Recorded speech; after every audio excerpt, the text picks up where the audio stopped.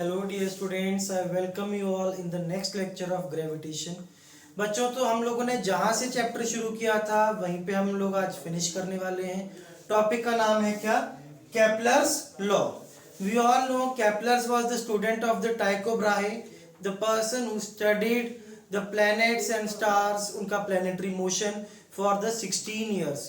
16 years को वो रोज रात को छत पे चले जाते थे और बढ़िया तारे सितारे देखते, उनकी पोजीशंस को नोट करते थे। And we know ultimately unfortunately he died and his student Kepler he studied his drawings. Tycho Brahe की ड्राइंग्स को केपलर ने स्टडी किया और 3 लॉज ऑफ मोशन दिए जो प्लैनेट्स के हैं।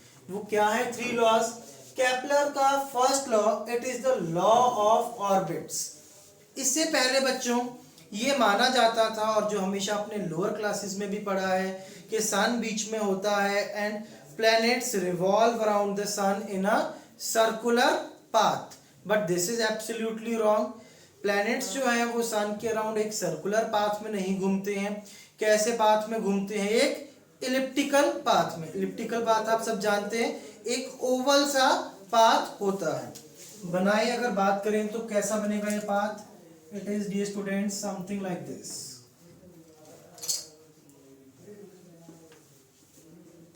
इसको जरा ध्यान से सुनेंगे सब बच्चों, इलिप्स की प्रॉपर्टीज के कुछ बारे में।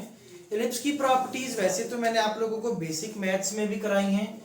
तो बच्चों ये इलिप्स का सेंटर होता है। इलिप्स के 2 फोकस होते हैं, 2 पॉइंट्स हैं जिनको फोकस बोलते हैं। मैथ्स में डिटेल में आती हैं चीजें, आपको रिक्वायर्ड नहीं है। यहाँ पे फर्स्ट फोकस है, एक सेकंड फोकस कहीं यहाँ होता है। तो सन कहाँ होता है? किसी भी एक फोकस पे। तो बच्चों मान लेते हैं सन इस फोकस पे। ये डियर स्टूडेंट्स जो मैक्सिमम डिस्टेंस है आप देख सकते हैं, this is the maximum length. कहीं से भी अगर इस एलिप्स की निकालेंगे इसको हम बोलते हैं 2a। This is called major axis. बच्चों क्या बोलते हैं इसको? Major axis. तो ये आधी लेंथ क्या हो जाएगी? A semi major axis. ये सबसे छोटी लेंथ होगी अगर हम लोग ध्यान से देखेंगे तो। This is what it is called minor axis. Minor axis ये डिस्टेंस कितना है?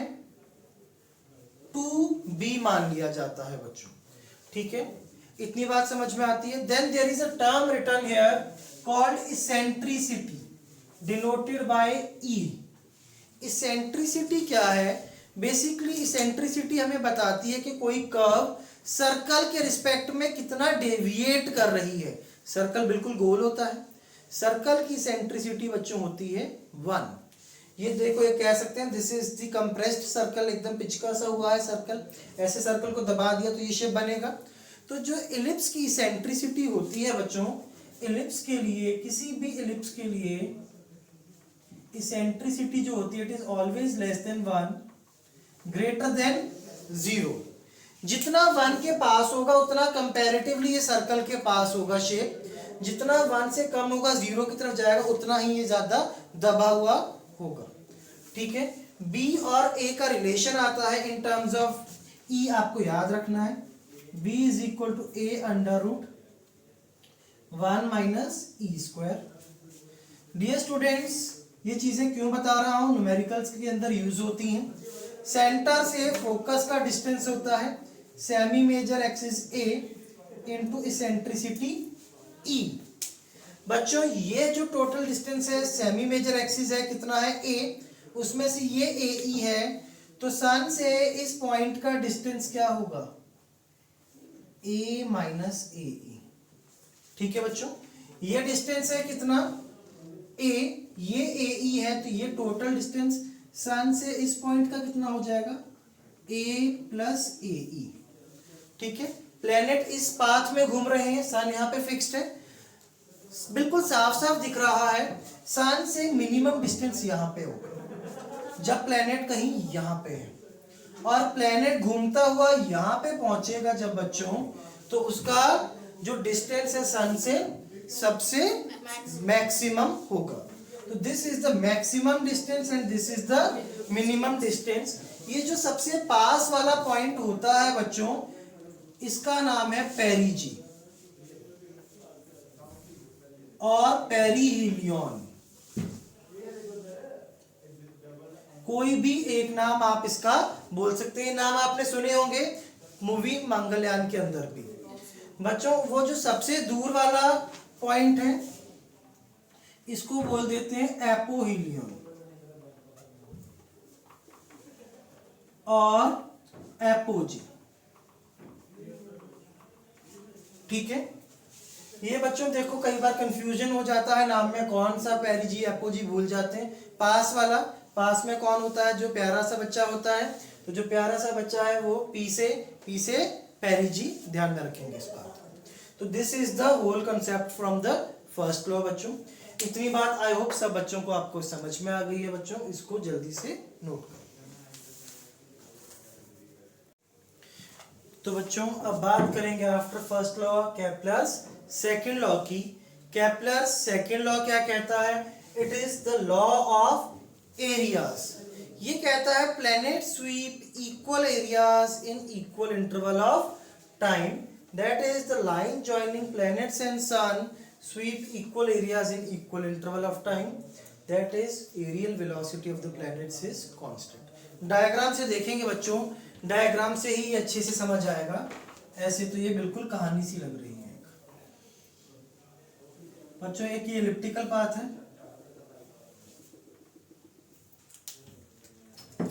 सन कहाँ पे होता है dear students? At one of the focus. तो यहाँ पे सन था, ठीक है, ध्यान से सुनेंगे डियर स्टूडेंट्स बात को। यहां पे आपका एक प्लेनेट था, ठीक है, वो चलता चलता यहां पे आ गया इन टाइम टी।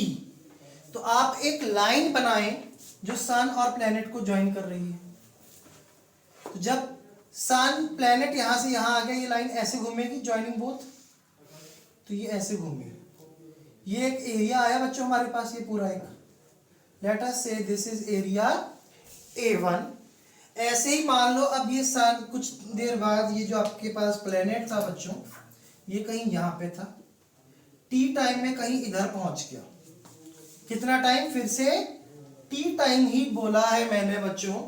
तो अब ये इस लाइन ने ये एरिया स्वीप किया है, let us call this area कितना? A2। मान लो फिर से, मानने में तो कुछ नहीं जाता, ये प्लेनेट यहां पे था, टी टाइम में यहां पे पहुंच गया। तो बच्चों इस बार ये एरिया स्वीप हुआ, इस एरिया को A3 बोल देता हूं। हर बार टाइम कितना लिया बच्चों देखें, हर बार यहां से यहां तक पहुंचने में टाइम मैंने माना है हर बार T। तो अगर हर बार टाइम सेम है तो ये जो एरिया A1, A2, A3 है ये भी कैसे होंगे? इक्वल, क्योंकि ये जो लाइन होती है, कौन सी line? Joining the planet and the sun, it sweeps equal area in the equal interval of time. I hope यहां तक आप सबको बात समझ में आ गई है। तो एरिया बाय टाइम कैसा है बच्चों? Constant, equal. तो dA बाय dt ये कैसा है? कांस्टेंट। आपको पता है dx बाय dt क्या होता है? वेलोसिटी। ये dA बाई dt है, तो इसको हम बोलते हैं areal velocity, that is velocity with respect to the area. ठीक है बच्चों, आई होप इतनी बात आप सबको यहाँ पे समझ में आई है। यही सेकंड लॉ है, पर एक दो छोटी छोटी ज्ञान की बातें देखेंगे यहाँ पे। अब बच्चों अब थोड़ा सा अगर आप लोग दिमाग लगाएं, सन इस साइड में जो इस प्लेनेट है वो सन के पास में था, इस साइड में प्लेनेट सन से दूर था।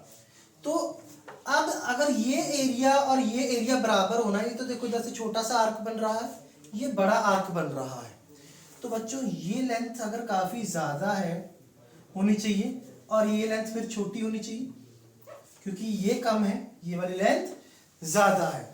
अगर ये लेंथ काफी बड़ी होनी चाहिए तो जिस वेलोसिटी से प्लेनेट चलेगा इस पाथ में, टी टाइम में प्लेनेट यहां से यहां पहुंचा, ज्यादा लेंथ कवर की, टी टाइम में प्लेनेट यहां से यहां पहुंचा, कम लेंथ कवर की। तो बच्चों वेलोसिटी यहां ज्यादा होगी या यहां ज्यादा होगी? इस साइड पे वेलोसिटी ज्यादा होगी। और मैक्सिमम वेलोसिटी बच्चों कहां पे होगी इसकी? पेरीहिलियन पे। और इधर कम होगी। जहां पे डिस्टेंस मैक्सिमम हो जाएगा वहां वेलोसिटी कैसी होगी बच्चों, मिनिमम वेलोसिटी होगी। तो मिनिमम वेलोसिटी कहां पे होगी प्लेनेट की, एपोहीलियन पे। इसका मतलब क्या है, प्लेनेट कांस्टेंट वेलोसिटी से नहीं चलता। तो नोट डाल के लिख लीजिए बच्चों, वेलोसिटी, या वेलोसिटी से भी अच्छा रहेगा यहाँ पे लिखना स्पीड, क्योंकि तो वेलोसिटी तो वैसे ही चेंज हो रही है due to the change in direction. Speed of planets in its path at different points is different। अलग अलग पॉइंट्स पे स्पीड प्लैनेट्स की कैसी होगी, अलग अलग। और कहाँ मैक्सिमम है, it is maximum at perigee and minimum at apogee। ठीक है डियर स्टूडेंट्स, आई होप समझ गए हैं सब आप बच्चों इसको। सेकंड लॉ, छोटी सी बात है केप्लर्स थर्ड लॉ में भी। तो थर्ड लॉ देखेंगे बच्चों, Kepler's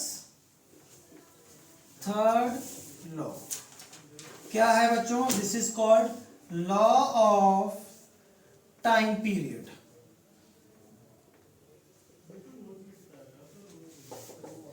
third law is called law of time period. क्या कहता है थर्ड लॉ, मैं आपको पहले भी बता चुका हूं। It says according to it, इसके हिसाब से क्या होगा, the square of time period of planet is directly proportional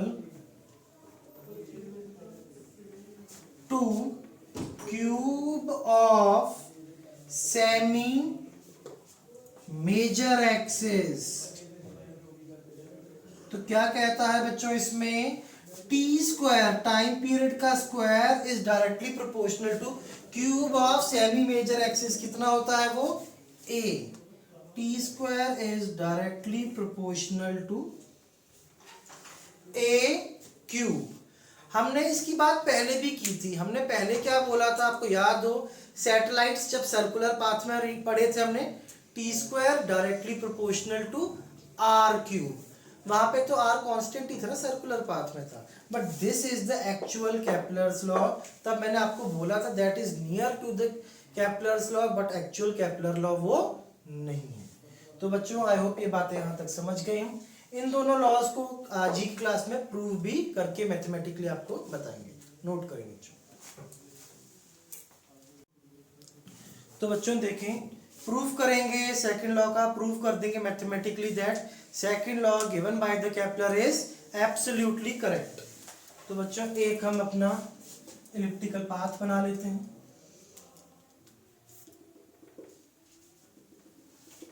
सन कहां पे है बच्चों, at one of the focus. तो यहाँ पे सन है, ठीक है। किसी भी टाइम पे मान लेते हैं बच्चों प्लेनेट यहाँ पे, this is the line joining the planet and the sun. थोड़े से टाइम dt में, छोटे से टाइम dt में प्लेनेट थोड़ा सा आगे बढ़ जाएगा। तो बच्चों dt टाइम ले रहा हूं, प्लेनेट की स्पीड v है, हमेशा चेंज होती रहती है, पर मैंने टाइम कितना लिया, छोटा सा dt। मान सकता हूं उसमें वो कैसी होगी स्पीड, ऑलमोस्ट कांस्टेंट। तो बच्चों ये यहां पे पहुंच गया कहीं प्लेनेट, ध्यान से देखेंगे छोटा सा डायग्राम है, प्लेनेट यहां पे पहुंच गया। This point is s, this point is a, ये पॉइंट है b, ठीक है। अब ये बहुत छोटा सा है, no doubt this is an arc, पर एक स्ट्रेट लाइन मान के एस ए बी को एक ट्राइंगल मान सकते हैं अप्रोक्सीमेटली। अगर इसको एक ट्राइंगल मान लिया है बच्चों, तो मैं क्या कह रहा हूं, S से A तक लेंथ मान ली मैं, या आप डायरेक्ट मान लें S से B तक की लेंथ R, ठीक है। A से परपेंडिकुलर ड्रॉप कर देते हैं बच्चों, ये परपेंडिकुलर। अब ये कैसा डिस्प्लेसमेंट माना है, यहां से यहां तक बहुत छोटा सा। अगर एस बी को आर माना है तो अप्रोक्सीमेटली एस ए को भी मैं मान सकता हूं आर। होगा नहीं बट अप्रोक्सीमेशन में, क्योंकि डिस्प्लेसमेंट कैसा है, बहुत ही ज्यादा छोटा सा लिया है मैंने। तो बच्चों मान लिया प्लेनेट पहले ए पे था, ये एस ए पोजीशन वेक्टर हो गया प्लेनेट का, पोजीशन वेक्टर इधर की तरफ हो गया, वेलोसिटी इधर की तरफ हो गई, दोनों के बीच में एंगल था पोजीशन वेक्टर और वेलोसिटी के बीच में थीटा। तो this theta is the angle between this position vector and this velocity vector. तो बच्चों ए बी लेंथ कितनी हो जाएगी, वेलोसिटी v इंटू यहां तक पहुंचने का time dt, speed into time is distance A B. अब मुझे इस एस ए बी का एरिया चाहिए, ट्रायंगल एस ए बी का क्या चाहिए मुझे, एरिया। तो बच्चों एरिया इसका ए क्या होता है, half into base into altitude या हाइट बोल लो। ये बेस तो कितना है इस ट्रायंगल का, आर। बात करेंगे ऑल्टीट्यूड की, हाइट की, वो कितनी है, ये परपेंडिकुलर जो ड्रॉ किया है आपने, पॉइंट का नाम रख लेते हैं चलो बच्चों एक्स। बच्चों ये ए बी लेंथ कितनी है, this is V D T, और इस तरफ एंगल थीटा नहीं है, जिस तरफ थीटा नहीं होता उस तरफ कौन सा कंपोनेंट आता है, साइन थीटा। तो this length will be A B sine theta, A B sine theta, A B कितनी है वी डी टी, तो ये लेंथ कितनी हो जाएगी v D t sine theta, this is equal to a. ठीक है, या छोटा सा एरिया है इसको बोलिए डी ए, डी टी को इसके नीचे ले आए तो बच्चों D A by D T is equal to half V R sine theta. ऐसा करें, अपने तरफ से m से मल्टीप्लाई और m से कर देते हैं डिवाइड। तो बच्चों m से एक मल्टीप्लाई और एक m से एक डिवाइड। बच्चों m V R sine theta क्या होता है, ये एंगुलर मोमेंटम पढ़ा है हमने रोटेशन में ये। तो D A by D T is L by two M is equal to constant. अब ये कांस्टेंट क्यों बोल दिया, थ्योरेटिकल बात है, इसको भी समझे जरा। बच्चों ये प्लेनेट पे कोई एक्सटर्नल फोर्स लग रहा है, नो, सिर्फ एक ही फोर्स लग रहा है, कौन लगा रहा है, सन। तो इस पे कोई टॉर्क लग रहा है, नहीं, सिर्फ फोर्स, क्योंकि जो भी फोर्स सन लगा रहा है वो इसी सन से ही पास हो रही है। आपको पता है अगर फोर्स गिवन पॉइंट से पास होती है तो उस पॉइंट के अबाउट टॉर्क कितना होता है, जीरो। तो सन के अबाउट टॉर्क कितना होगा, जीरो। जब एक्सटर्नल टॉर्क जीरो आ गया, टॉर्क एक्सटर्नल जो है इसमें this is zero because force of gravitation passing through, कहां से पास हो रही है, ये सन के थ्रू पास हो रही है बच्चों। टॉर्क एक्सटर्नल जीरो, तो एंगुलर मोमेंटम कैसा होता है, कंजर्व्ड। कंजर्व्ड का मतलब कैसा, कांस्टेंट। तो angular momentum constant, mass of planet constant, तो ये पूरी टर्म क्या आ गई, कांस्टेंट। बच्चों अगर डेरिवेशन ध्यान में नहीं भी रहती है तो कहीं भी रिक्वायर्ड नहीं होगी, ध्यान सिर्फ इतना रखना, areal velocity D A by D T is constant which is equal to angular momentum by 2m। दूसरी बात ये याद रखनी है कि जब प्लैनेटरी मोशन हो रहा है तो this angular momentum is conserved. जितनी भी आगे न्यूमेरिकल्स करेंगे या हम डेरिवेशंस करेंगे, अब हम दो ही चीजें सिर्फ यूज करेंगे, कहीं तीसरी नॉलेज यूज नहीं होगी। एक तो आपको पता है प्लैनेट घूम रहा है, मस्त घूम रहा है, तो उसकी एनर्जी कैसी होगी बच्चों, कंजर्व्ड। तो one, energy conservation will be applied, second angular momentum conservation will be applied. और केपलर लॉ के क्वेश्चन में कुछ भी नहीं करना है, नोट करिए बच्चों इसको। बच्चों now we know that planets revolve in the elliptical path. उसकी वेलोसिटी प्लैनेट की मैक्सिमम कहाँ होती है बच्चों, पेरिजी पे, एंड मिनिमम होती है एपोजी पे। पर वो वैल्यू क्या है बच्चों, लेट्स कैलकुलेट दोज वैल्यूज। आप इसको इक्वेशन समझ लें, डेरिवेशन समझ लें, जैसे समझे बच्चों, बस इंपॉर्टेंट क्या है, वैल्यू कैलकुलेट होनी चाहिए। Let us say sun is at this foci S, ठीक है बच्चों। तो जब भी प्लेनेट यहां पे होगा उसकी वेलोसिटी मैक्सिमम होती है, और जब प्लेनेट यहां पे होगा तो उसकी वेलोसिटी मिनिमम होती है बच्चों। ये डिस्टेंस को बोल देते हैं चले r1, ये डिस्टेंस को बोल देते हैं r2। r1 की वैल्यू हम लोग जानते हैं बच्चों। This distance is total a, आपका फोकाई टू सेंटर ये डिस्टेंस कितना होता है बच्चों, बताया था आपको अभी, AE। तो r1 is a minus AE, that is a into 1 minus E। Distance r2 ये पूरा है a plus AE, that is a into 1 plus E। अब आपको बच्चों मैं ऑलरेडी बता चुका हूं, जितने भी क्वेश्चंस करने हैं एंगुलर मोमेंटम कंजर्वेशन और एनर्जी कंजर्वेशन से। एक चीज और समझ लें यहीं पे, जब भी एंगुलर मोमेंटम कंजर्वेशन हम लगाते हैं वो इन्हीं दो पॉइंट्स पे लगाते हैं। ऐसा इसलिए नहीं कि it is not valid on other points. Net torque तो हमेशा कितनी है पूरे मोशन में, 0 है। नेट टॉर्क अगर हमेशा 0 है तो it is always valid for the complete path. पर हम लगाते इन दो पॉइंट्स पे हैं, ये हमारी मजबूरी है। क्या मजबूरी है बच्चों, मान लें प्लेनेट कहीं यहां पहुंचा, तो ये इसका पोजीशन वेक्टर होगा, ये इसका वेलोसिटी वेक्टर होगा, इन दोनों के बीच में ये एंगल होगा थीटा, जिसकी वैल्यू हमें पता नहीं है। और जैसे जैसे r चेंज होगा ये एंगल चेंज होता जाएगा। बट बच्चों यहाँ पे साफ साफ दिख रहा है ये एंगल कितना है, 90। यहाँ पे भी एंगल कितना है, 90। तो r और v के बीच का एंगल हमें नोन होता है, तो मैथमेटिकली कैलकुलेट कर सकते हैं वैल्यूज पेरिजी और एपोजी पे। बाकी पॉइंट्स पे भी एंगुलर मोमेंटम कंजर्वेशन वैलिड है, बट हमारी लिमिटेशन है वो कि हम उसको लगा नहीं पा रहे हैं। तो इन दोनों पॉइंट्स पे एंगुलर मोमेंटम कंजर्व करते हैं बच्चों। इस पॉइंट पे एंगुलर मोमेंटम कितना है, फर्स्ट पॉइंट पे यहाँ पे पेरिजी पे m v max into r1 sine 90। थीटा किस किस के बीच में एंगल है, v और r के बीच में। सेकंड पॉइंट एपोजी पे लगा दीजिए, m v minimum into r2 into sine 90। बच्चों m से m cancel, sine 90 is 1। v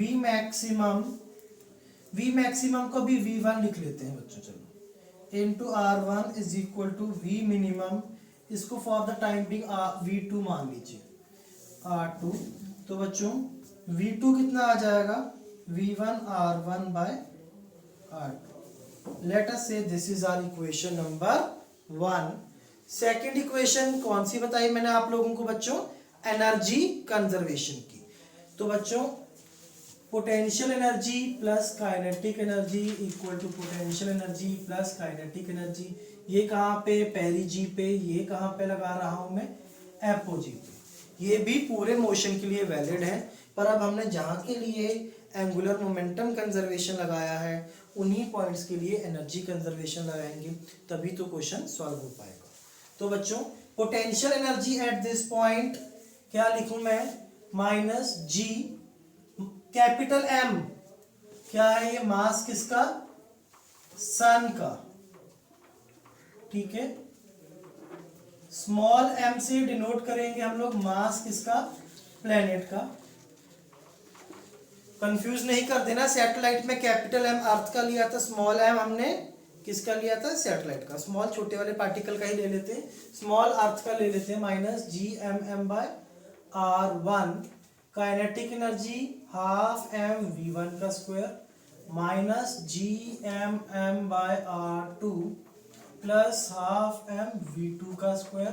m से m कैंसिल, v1 का स्क्वायर बाय 2, इसको इधर ले आए बच्चों, v2 का square by 2 is equal to GM by R1 minus GM by R2।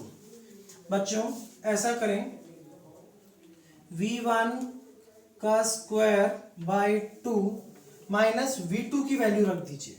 v1 का स्क्वायर, r1 का स्क्वायर, r2 का स्क्वायर, 2 तो यहाँ रखा ही हुआ था, is equal to gm, LCM ले लो, r2 minus r1 upon r1 r2।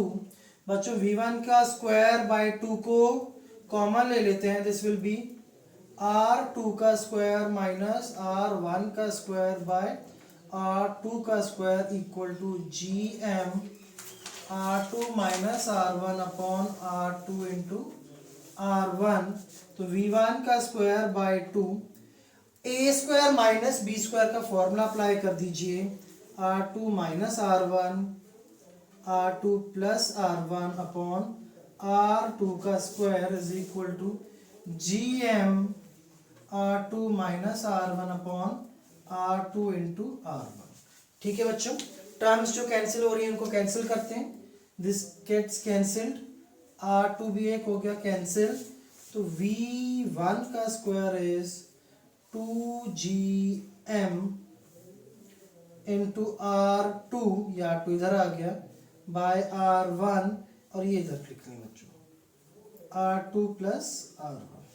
ठीक है, r1 r2 की वैल्यूज निकाल रखी हैं, put the values and get the answer. v1 का square is 2gm into r2 which is a into 1 plus e divided by r1 which is a into 1 minus e।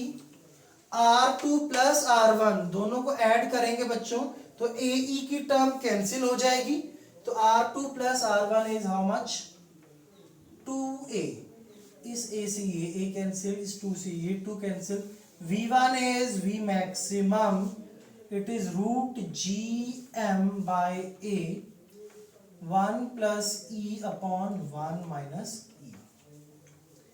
Similarly बच्चों अब v1 आ गया है तो v2 निकल जाएगा यहाँ से, v2 की वैल्यू अगर आप निकालेंगे, v2 is v minimum, it will be under root of gm by a into 1 minus e upon 1 plus e। ठीक है बच्चों, तो ये मैक्सिमम मिनिमम वैल्यूज को आप लोग याद रखें, नोट कर लें।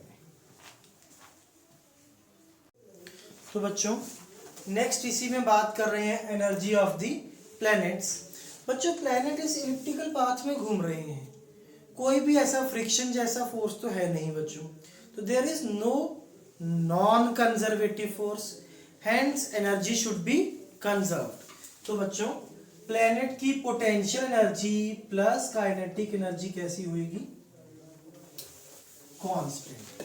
ठीक है, किसी भी टाइम पे उसकी पोटेंशियल एनर्जी कितनी होगी, माइनस जी m1 m2 बाय, कहीं पे भी r पोजीशन पे है तो minus G mm by r। Kinetic energy कितनी होगी, हाफ m v स्क्वायर, किसी भी जनरल पॉइंट पे। टोटल एनर्जी कितनी होगी बच्चों, this will be potential energy plus kinetic energy minus G m by r plus half m v square.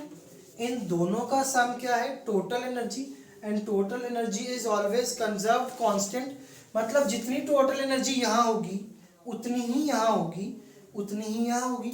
General point पे तो निकाल नहीं पा रहा हूँ कि r बिल्कुल जनरल है, तो यहाँ पे निकाल लेते हैं एनर्जी, क्योंकि जितनी यहाँ होगी उतनी यहाँ, उतनी यहाँ, हर जगह उतनी ही होगी। तो हम क्या करते हैं, r को रख देते हैं बच्चों r1, v को रख देता हूं मैं v1, and then let's calculate the total energy. So this will be minus gmm by r1 plus half m v1 का square। तो dear students, what is the value of r1? It is a into 1 minus e plus half m v1 का square, this will be gm by a 1 plus e upon 1 minus e. Let's take the LCM. This will be how much, 2a 1 minus e, यहाँ पे तो 2 नहीं था तो ऊपर 2 आ जाएगा बच्चों, तो this will be minus 2 GMM. Let's open this bracket. This will be plus GMM plus GMM into E. यही आएगा बच्चों. ये आया तो इनमें से ये एक टर्म खत्म हो जाएगी. This will be minus GMM plus GMM into E upon 2A into 1 minus E. What is this? Total energy. तो बच्चों GMM को कॉमन निकाल लें तो क्या बनेगा, या कहूं माइनस GMM को कॉमन निकाल लो. यहां से बचेगा कितना? +1. यहां से क्या बचेगा? Minus E by 2A into 1 minus E. ये 1 minus E cancel. This total energy is minus GMM by 2A equal to constant. Constant है, आप सबको बिल्कुल दिख भी रहा है. G is gravitational constant which is constant. Mass of sun, mass of earth, 2A fix है लेंथ, सेमी मेजर एक्सिस, तो कोई भी वेरिएबल नहीं आया. तो टोटल एनर्जी का ये बच्चों सबको फॉर्मूला याद रहना चाहिए. It is used in the questions और ये हमेशा कैसी है? कांस्टेंट. यहां तक नोट करें बच्चों. तो बच्चों लेट्स सी कि how Kepler's third law can be proved. तो बच्चों आप जानते हैं प्लैनेट्स किस पाथ में घूमते हैं? एलिप्स में. एक बात आप सब और याद रखें बच्चों, एरिया ऑफ एलिप्स होता कितना है? What is the formula? It is pi into semi major axis into semi minor axis, pi A B. अब बच्चों प्लैनेट्स जैसे कि आप जानते हैं इलिप्टिकल पाथ में घूमते हैं. सेकंड लॉ हम कर चुके हैं, dA by dt is constant which is L by 2m. L क्या होता है? Angular momentum. You know angular momentum is conserved. हर पॉइंट पे सेम है, तो हम किसी भी एक पर्टिकुलर पॉइंट से ले सकते हैं बच्चों. तो एपोजी से ले लेते, पेरीजी से ले लेते हैं. चलिए, तो this will B m v1 r1. v और b r के बीच में एंगल पेरीजी पे 90 बाय 2m. बच्चों एरिया कितना होता है पूरे एलिप्स का? पाई बी. तो पूरे एलिप्स का एरिया ले लिए तो टाइम भी किसका होगा? ये पूरे एलिप्स का. पूरे एलिप्स में चक्कर मारने के टाइम को क्या बोलेंगे? Time period. तो टाइम पीरियड कितना हो गया? t. v1 कितना था? अभी अभी हम लोग निकाल चुके हैं, root GM by A into 1 plus E upon 1 minus E. R1 कितना था बच्चों? A into 1 minus E. Sine 90 is 1 by 2. तो यही आएगा बच्चों. यहां से इसको थोड़ा सा सॉल्व करने की कोशिश करें अगर हम लोग, तो बच्चों this will be what? Pi A B. यहीं से इम्प्रोवाइज करके हमें बस सॉल्व करना है इसको. तो this will be root GM. Under root a है, ये ए है बच्चों, तो ये क्या बचेगा यहाँ पे? अंडर रूट में ऊपर में ए. ये 1 माइनस ई अंडर रूट में है, ये ऐसे ही है 1 माइनस ई. तो 1 प्लस ई भी था एक अंडर रूट में. अब अंडर रूट में क्या बचेगा? एक 1 माइनस ई. ये दोनों आपस में कैंसिल हो गए तो ऊपर बचा अंडर रूट 1 माइनस ई. चले इस ए को ऐसे ही रखते हैं सॉल्व करने के लिए. दिस इज ए, यहाँ पे था ए, ये क्या था क्या बच्चों? 2. इसका रेसिप्रोकल कर देते हैं बच्चों. तो t upon pi A B, क्योंकि t निकालना है हम लोगों ने, तो ये 2 ऊपर आ जाएगा, ये a नीचे आ जाएगा. यहाँ से क्या आ जाएगा बच्चों हमारे पास? रूट GM ऊपर आ गया a. यहाँ पे 1 a plus B, a minus B, A square minus B square. ठीक है बच्चों. तो आई होप यहाँ तक तो किसी को कोई डाउट नहीं होना चाहिए. तो बच्चों इस a से a को कैंसिल कर देते हैं, तो time period is 2 pi b. Pi और बी को इधर ले आए, root a by GM 1 minus E square. बच्चों b की वैल्यू निकाली थी. b क्या होता है? a under root 1 minus E square. तो बच्चों अंडर रूट में 1 minus E square is what? b by a. ये अंडर रूट के अंदर ही है ना 1 माइनस ई स्क्वायर, तो ये किसके बराबर होगा, ये पूरा अंडर रूट है b बाय ए। तो this time period is 2 pi B, बाहर रखा था, रूट ए इधर रखा ही था, नीचे क्या था ए रूट जी एम, ए क्या था under root 1 minus E square, किसके बराबर है ये b बाई ए। इस b से ये b cancel, t is equal to 2 pi by root ji m, a की पावर हाफ, ए की पावर 1, दिस इज ए की power 3/2, square both sides, t square is equal to 4 pi square by g m a का cube, that is T square directly proportional to a cube, जो आपका Kepler का तीसरा नियम है। 4 pi square constant है, जी gravitational constant है, M mass of सन है कांस्टेंट। इस टाइप का रिलेशन हम पहले सैटेलाइट में कर चुके हैं, नोट करें बच्चों। तो बच्चों अब देखेंगे कि ट्रेजेक्ट्री या कहूं पाथ कैसा होगा पार्टिकल का, किस लिए। मान लीजिए बच्चों ये अर्थ है, ठीक है, बिल्कुल जो सैटेलाइट्स भी होती है, most of the satellites are having elliptical path, जैसा कि अभी हमने प्लेनेट सन सिस्टम में पढ़ा था। तो अब अलग अलग केसेस में पाथ अलग अलग क्यों बनता है, कैसा बनता है, वो देखेंगे बच्चों। मान लीजिए अर्थ है, अर्थ से कुछ ऊपर आप एक सैटेलाइट को ले गए, हमने अब उसका पाथ कंसीडर करना है। केस 1 लेके चल रहा हूं बच्चों, केस 1 इज सैटेलाइट जो हमारे पास थी या जो भी पार्टिकल था, इट इज रिलीज्ड, पार्टिकल को क्या किया गया, रिलीज किया गया। अगर मैं इसको रिलीज करूंगा केस 1 में, तो बच्चों इसकी इनिशियल वेलोसिटी क्या है 0, तो क्या होगा, ये क्या घूमेगा सर्कुलर पाथ में, नो, ये सीधा नीचे को आ जाएगा। तो this will B its path, ये सीधा किधर को आ जाएगा, नीचे, मतलब अर्थ के अंदर तो नहीं चला जाएगा, अर्थ के सरफेस पे आएगा। तो path will be the straight line with variable acceleration. Variable acceleration क्यों बेटे, जैसे जैसे हाइट चेंज होती है, acceleration due to gravity change होती है ना, तो पाथ कैसा होगा, ध्यान रखें, पाथ इस केस में होगा स्ट्रेट लाइन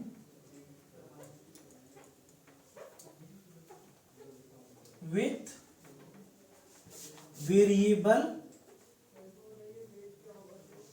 एक्सेलरेशन। ठीक है बच्चों, केस 2 ले रहा हूं मैं, देखें आप 6-7 केसेस हम पूरे कंप्लीट करेंगे इसमें। केस 2 इज, इसको वेलोसिटी दी गई along the orbit which is less than under root of gm by r, या कहते हैं gm बाय स्मॉल r। यहां से ये पूरा डिस्टेंस था बच्चों अप टू द टॉप कितना, स्मॉल r। आपको पता है रूट gm बाय r क्या होती है, सैटेलाइट की ऑर्बिटल स्पीड, उससे कम थी ना। होगा क्या, पाथ होगा इस केस में इलिप्टिकल, और इलिप्टिकल भी कैसा, ऐसा।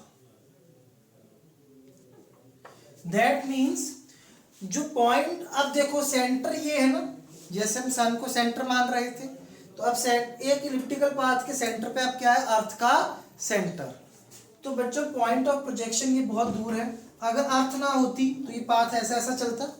तो this point is what, this point will be apogee या एपोहीलियन ऑफ दिस इलिप्टिकल पाथ, और सैटेलाइट अगर ऐसे छोड़ देंगे तो वो अर्थ को टकरा जाएगी।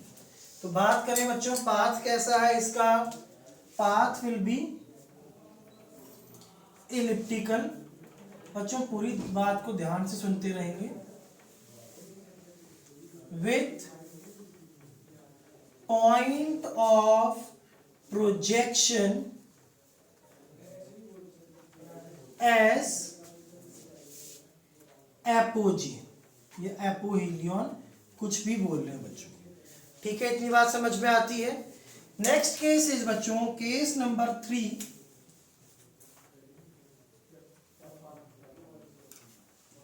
वेलोसिटी जो दे रखी है हमने इसको, it is still less than root gm by r but more than previous case.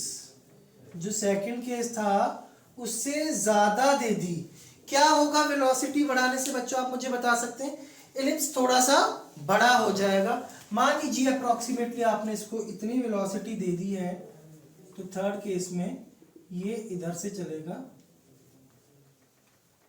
और कहीं मान लीजिए बस ऐसे टच होके चला गया।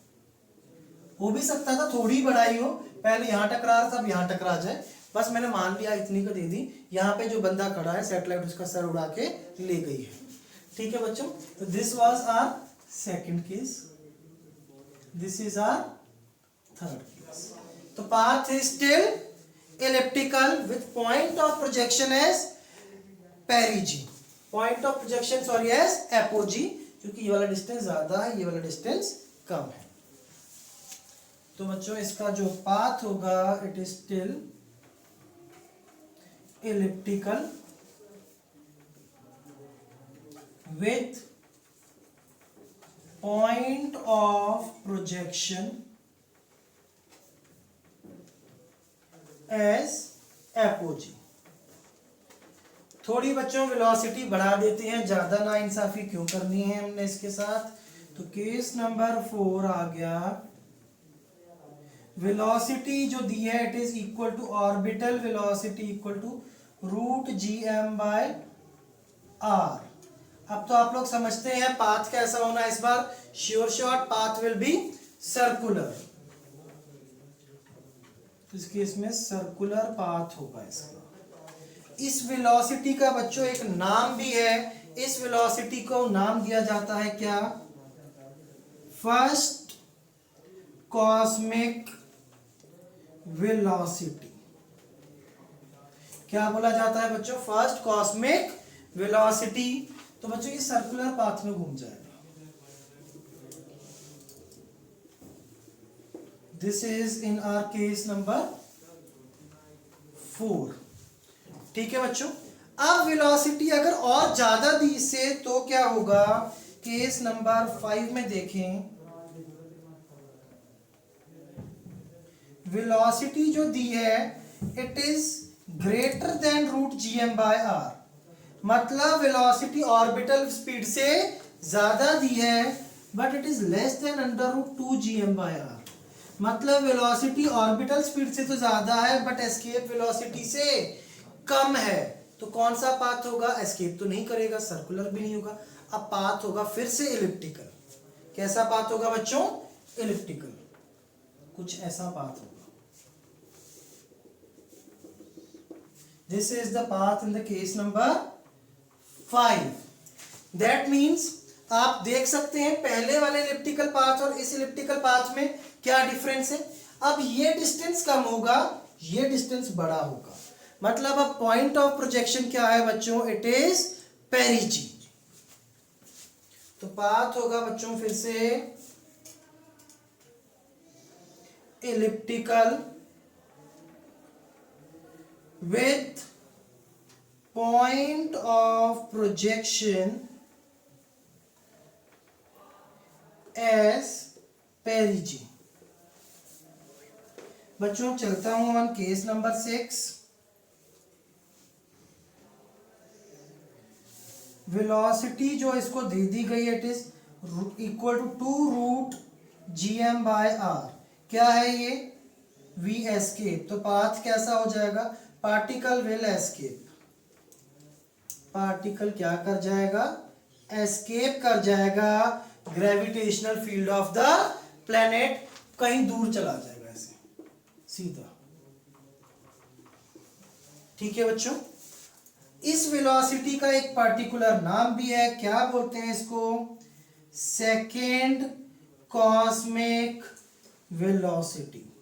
बच्चों अगर मैं इसको सेकंड वेलोसिटी कॉस्मिक दूंगा तो ये देखो जस्ट एस्केप वेलोसिटी है, that means it will escape और एस्केप होके इंफिनिटी पे चला जाएगा, वहां काइनेटिक एनर्जी कितनी हो जाएगी? 0। अब मैं ऐसा भी तो कर सकता हूं, इससे ज्यादा वेलोसिटी दे दूं। तो let us take the last case, case number 7।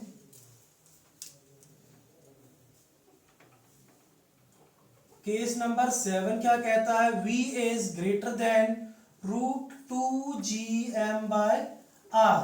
अब भी क्या होगा, पार्टिकल एस्केप कर जाएगा। तो बच्चों particle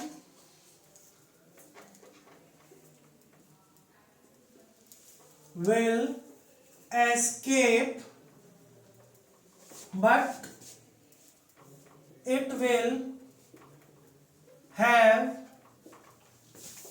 some speed at infinity। Infinity पे बच्चों इसके पास कुछ स्पीड होगी। अब वो स्पीड कितनी होगी निकाली जा सकती है किससे, एनर्जी कंजर्वेशन से। कैसे निकलेगी बच्चों, you i plus k i is equal to u final plus k final. यहां से प्रोजेक्ट किया था पार्टिकल को, this will be minus G M M by r. Initial kinetic energy half m v square, escape कर गया, infinity पे चला गया, फाइनल पोटेंशियल एनर्जी 0। इंफिनिटी पे वेलोसिटी बच गई, मान लेते हैं v1, तो हाफ एम v1 का स्क्वायर। बच्चों एस्केप वेलोसिटी कितनी होती है, या उसका स्क्वायर को कितना होता है, this is equal to 2gm/r, यही होती है एस्केप वेलोसिटी बच्चों। तो ये क्या लिखा हुआ है, माइनस में बच्चों एस्केप वेलोसिटी का स्क्वायर बाय 2, ऐसे लिख सकता हूँ मैं, वी एस्केप का square by 2 is equal to G M by r. तो this is what, minus of v escape का स्क्वायर बाय 2। ठीक है, ये एम से एम कैंसिल हो चुका है, plus V square by 2 is equal to v1 का स्क्वायर बाय 2। 2 से 2 भी कैंसिल हो गया बच्चों, तो यहां से v1 आ गया under root of V square minus V escape का स्क्वायर। इतनी वेलोसिटी इंफिनिटी पे बचेगी और इसको बोलते हैं क्या, third cosmic velocity. I hope बच्चों पाथ आप सबको एकदम से क्लियर है बच्चों। ठीक है, यहां तक आप लोग नोट कीजिए। अब कुछ हम लोग क्वेश्चंस को प्रैक्टिस करेंगे। तो बच्चों अब कुछ क्वेश्चंस देखेंगे केपलर्स लॉ के बेस्ड। तो first question is distance of two planets from the sun are 10 to the power 13 kilometre and 10 to the power 12 kilometre. Ratio बताना है बच्चों हमने किसका, इनके टाइम पीरियड का। तो कैसे आएगा बच्चों, डायरेक्ट फॉर्मूला हम लोग जानते हैं। What is the formula, formula is T square is directly proportional to R cube. This is the Kepler third law, या ए क्यूब। फिक्स डिस्टेंस दिया है तो आप सर्कुलर पाथ मान के चलेंगे, सर्कुलर पाथ में आर क्यूब बच्चों। तो t1 का square is equal to some constant k into r1 का cube. Similarly let us say t2 का square for second planet k into उसका जो भी ऑर्बिट का रेडियस है उसका क्यूब। इन दोनों को बच्चों डिवाइड कर दीजिए, जैसे ही डिवाइड करेंगे k से k हो जाएगा क्या, कैंसिल। क्या आ जाएगा, t1 का स्क्वायर अपॉन t2 का square is equal to r1 upon r2 का cube. What is the r1, 10 to the power 13 kilometres. What is r2, 10 to the power 12 kilometre. इसका क्यूब बच्चों डिवाइड होता है तो पावर सब्ट्रैक्ट हो जाती हैं, we all no this. t1 का स्क्वायर बाय t2 का स्क्वायर, दिस विल बी 10 का क्यूब इक्वल टू 1000।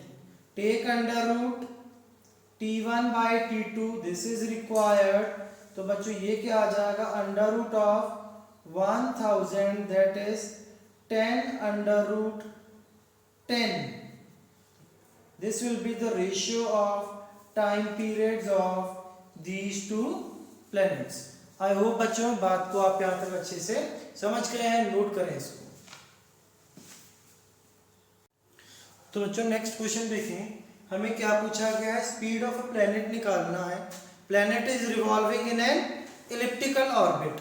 पर ये स्पीड कहीं भी एपोजी या पेरिजी पे नहीं पूछी है, किसी भी जनरल पॉइंट पे पूछी है which is at distance r from the sun. तो कैसे निकालेंगे बच्चों, we know that in this whole planetary motion energy of the planet is conserved. Total energy हमें पता है कितनी होती है dear students. We know that potential energy plus kinetic energy is equal to the total energy. This total energy is fixed minus gmm upon 2a. अगर planet का distance r है तो उसकी पोटेंशियल एनर्जी भी पता है हमें, minus G M M by r. Kinetic energy या कहूँ मुझे स्पीड चाहिए which is half m v square. This is equal to minus G M by 2a. तो डियर स्टूडेंट्स m से m कैंसिल, प्लैनेट का mass, this v square by 2 is equal to, plus में ये इधर आ जाएगा term g M by are minus G M by 2a. Thus this velocity will be equal to under root of, under root ले लेंगे दोनों side, 2gm by are minus gm by a. तो simple concept है of that energy conservation. तो बच्चों इसको हमें याद रखना है. नेक्स्ट क्वेश्चन देखें. नेक्स्ट क्वेश्चन क्या कहता है, मैक्सिमम और मिनिमम डिस्टेंस एक सैटेलाइट से गिवन है कितना, 2r एंड 4r. r क्या है बच्चों, रेडियस ऑफ अर्थ. एक सैटेलाइट अर्थ के अराउंड रिवॉल्व कर रही है, उसका मैक्सिमम और मिनिमम डिस्टेंस देने का क्या मतलब है, दैट मीन्स जो ये सैटेलाइट है it is not in a circular orbit. वो किस ऑर्बिट में है बच्चों, एक एलिप्टिकल ऑर्बिट में. उसका minimum distance 2r, maximum distance 4r. m is the mass of earth, maximum and minimum speed बतानी है. तो बिल्कुल जनरल वे में प्रोसीड कर सकते हैं बच्चों. मैंने आपको कहा है इस टाइप का कोई भी क्वेश्चन दो ही कॉन्सेप्ट से होगा, एक एनर्जी कंजर्वेशन और second is angular momentum conservation. तो बच्चों देखते हैं क्वेश्चन को. मान लेते हैं कि ये इस ऑर्बिट में, एलिप्टिकल ऑर्बिट में सैटेलाइट रोटेट कर रही है. हम एक्सिस ड्रॉ कर लेते हैं. अर्थ कहाँ पे होगी बच्चों, at one of the focus. यहाँ पे अर्थ बना दी. यहाँ पे मान लेते हैं v मैक्सिमम. आपको पता है बच्चों पेरिजी पे वेलोसिटी मैक्सिमम होती है. Let us say it is v1. Apogee पे वेलोसिटी v मिनिमम होती है. Let us assume equal to v2. बच्चों ये maximum distance is given equal to 4r and this minimum distance is given equal to 2r. Small m mass मान लेता हूं किसका, satellite का.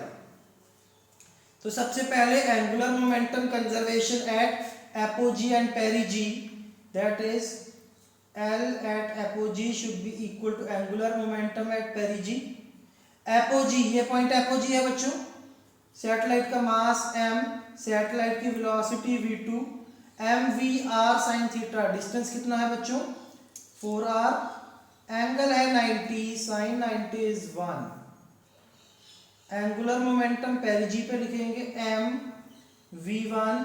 डिस्टेंस कितना है बच्चों, 2r इंटू sin 90. बच्चों sin 90 1, m से m कैंसिल, तो this v1 comes out to be equal to 2 times v2.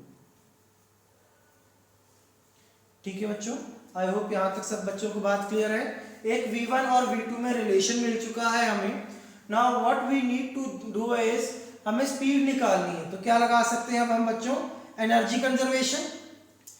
तो potential energy plus kinetic energy at perigee should be equal to potential energy plus kinetic energy at apogee. Perigee बच्चों ये point पास वाला होता है. यहाँ पे potential energy minus G M M by distance which is 2r. यहाँ पे काइनेटिक एनर्जी बच्चों हाफ एम v1 का square. Potential energy at apogee, this is the point. इसका अर्थ से कितना डिस्टेंस है बच्चों, 4r plus kinetic energy half M v2 का स्क्वायर. तो डियर स्टूडेंट्स यहाँ से mass of the satellite this small m gets cancelled. तो v1 का स्क्वायर बाय 2, v2 को इस साइड ले आएंगे बच्चों, this was v2 minus v2 का square by 2 is equal to G M by 2r minus G M by 4r. So this will be equal to plus gm by 4r. This is equal to, dear students, v1 का square minus v2 का square by 2. इस 2 को right side में ले जाते हैं. v1 की value put कर दो बच्चों. v1 की वैल्यू क्या है? 2 times v2. From here it will be 4 times v2 का स्क्वायर माइनस v2 का square is equal to G M by 2r. ठीक है बच्चों. Then this will be 3 times v2 का square is equal to G M by 2r. This v2 will be equal to under root of G M by 6r. तो बच्चों from here we get v2 आ गया है तो v1 तो सीधा सीधा ही है. v1 is 2 times v2, 2 times under root of gm by 6r. This will be the maximum velocity of the planet and this one will be the minimum velocity of the satellite revolving around the earth. अब इसी question के अंदर बच्चों एक हमसे next part पूछा गया है. देखें, what does this part say? Find radius of curvature at the point of minimum distance. Radius of curvature मैंने आपको बता रखा है सर्कुलर मोशन के अंदर. क्या होता है रेडियस ऑफ कर्वेचर? काफी सारे बच्चे आप भूल गए होंगे, याद करें. अगर कोई भी ऐसा कर्व्ड पाथ है तो उसके एक छोटे से पाथ से बच्चों हम एक सर्कल ड्रॉ कर सकते हैं. उस सर्कल का जो रेडियस आता है उस रेडियस को क्या बोला जाता है? Radius of curvature. क्या फॉर्मूला आता है रेडियस ऑफ कर्वेचर का बच्चों? v स्क्वायर, जो भी वेलोसिटी होगी उसका स्क्वायर, अपॉन वेलोसिटी के परपेंडिकुलर जो एक्सेलरेशन होगी वो लिया जाता है. ठीक है बच्चों. तो यहाँ पे रेडियस ऑफ कर्वेचर कहाँ पूछा गया है? At a point of minimum distance. तो मिनिमम डिस्टेंस ये था 2r. यहाँ पे वेलोसिटी पता है मुझे v1 जो कितनी आई है? 2 times root G M by 6r. तो बच्चों यहाँ पे मैंने जो वेलोसिटी लेनी है v कितना रखना है? 2 times root G M by 6r. अब बात आ गई इस एक्सेलरेशन की वैल्यू की. एक्सेलरेशन कब रखनी है? जब प्लैनेट मिनिमम डिस्टेंस पे हो. एक्सेलरेशन कैसे आएगी? इस सैटेलाइट पे जो अर्थ फोर्स लगा रही है वो निकाल लें, उसको मास से डिवाइड कर दें. Force by mass is what? Acceleration. तो बच्चों फोर्स कितनी लगेगी? फोर्स जो लगेगी this will be equal to g mass of earth, mass of satellite और इनके बीच में डिस्टेंस था 2r, उसका square. This force is equal to mass into acceleration. तो dear students acceleration will be gm upon 4r square. तो बच्चों radius of curvature is v square. इसका स्क्वायर करेंगे 4 times G M by 6r upon acceleration perpendicular A perpendicular which is G M upon 4r square. gm से gm cancel बच्चों. एक इस r से ये r भी cancel. This comes out to be 4 into 4 16 by 6r और 8r by 3. This will be the radius of curvature. मतलब जब प्लैनेट अपने मिनिमम डिस्टेंस पे था, इलिप्स से एक सर्कल जनरेट कर लें तो उसका रेडियस कितना आएगा? 8r by 3. क्लियर है बच्चों? नोट करें इसको. तो बच्चों नेक्स्ट क्वेश्चन देखते हैं. Last question of the chapter. Question says earth की रोटेशनल स्पीड चेंज हो जा रही है. कैसे भी चेंज हो गई, हमें इसकी कोई टेंशन नहीं लेनी है. And now everything in the on the equator, जो भी इक्वेटर के ऊपर रखा हुआ है, it is in the state of weightlessness. Weight क्या होता है dear students? Weight is equal to m into G. Weightlessness का मतलब क्या है, वेट जीरो हो गया, बट मास तो जीरो हो नहीं सकता, देयरफॉर क्या जीरो हो गया dear students, g that is acceleration due to gravity कितना हो गया, जीरो। अब इक्वेटर के ऊपर g होता कितना है, g dash is equal to g minus omega square r cos square theta. g ऐसे चेंज होता है omega square r cos square theta से due to the rotation of earth. अब बच्चों अगर हम अर्थ बनाए यहाँ पे, late us say this is the earth, यहां पे इसके कहीं इक्वेटर होगा ऐसे, तो जो कुछ भी अगर इक्वेटर के ऊपर रखा हुआ है बच्चों,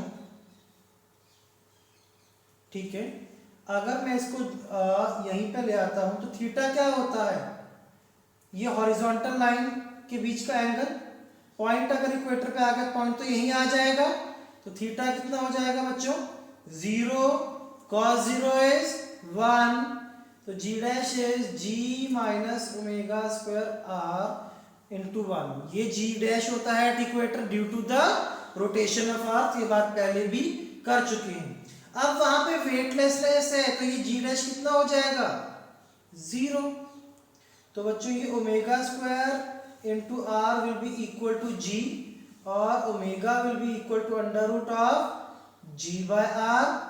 टाइम पीरियड का फॉर्मूला क्या होता है, 2 pi by omega, this is 2 pi by omega that is 2 pi under root r by g। ये नया टाइम पीरियड होगा, इसकी वैल्यू मैंने आपको पोलर सैटेलाइट्स के टाइम पे बताई थी, लगभग 84.6 मिनट्स।